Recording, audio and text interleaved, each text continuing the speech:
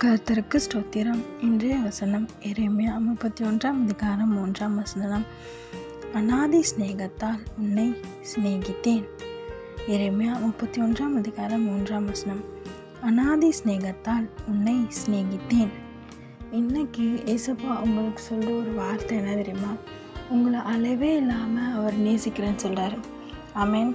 உங்களை பார்த்தா சொல்கிறாரு, நீங்கள் நினைக்கிறீங்க எனக்கு யாருமே இல்லையே, தாய் இல்லையே, தகப்பன் இல்லையே, கூட இருந்தவங்களாம் விட்டு போயிட்டாங்க, யாருமே எனக்கு இல்லை, எல்லோரும் என்னை விட்டுட்டு போயிட்டாங்க, நான் மட்டும் இப்போ தனி மரமாக நிற்கிறேன், என்ன செய்கிறது, யார்கிட்ட போய் உதவி கேட்குறதுன்னு தெரியாமல் ஒரு கலங்கின நிலைமையில் இருக்கிறீங்க, என்ன பண்ணுறதுன்னு தெரியாமல் இருக்கிறீங்க. இன்றைக்கி ஏசப்பா சொல்கிறார், நான் உன்னை நேசிக்கிறேன், நான் உன் கூட இருக்கிறேன், தாய் உன்னை கைவிட்டாலும் தகப்பன் உன்னை கைவிட்டாலும் நான் உன்னை சேர்த்துக்கொள்வேன்னு ஏசப்பா சொல்கிறாரு. ஆமென். உங்களை அவர் இன்னும் நேசிக்கிறாரு. நீங்கள் நினைக்கிறீங்க நான் பாவியாச்சு, எவ்வளோ பாவம் பண்ணிட்டேன், எவ்வளோ சாபம், எவ்வளோ பாவங்கள் செய்திருக்கேனே, என்ன ஏசப்பா நேசிக்கிறாரா அப்படின்னு நினைக்கிறீங்க. ஏசப்பா உங்களையும் நேசிக்கிறார். அதுக்காக தான் சிலுவையில் அவர் தன் ஜீவனே கொடுத்தார், 3ஆம் நாள் உயிரோடு எழுந்தார். ஆமென்.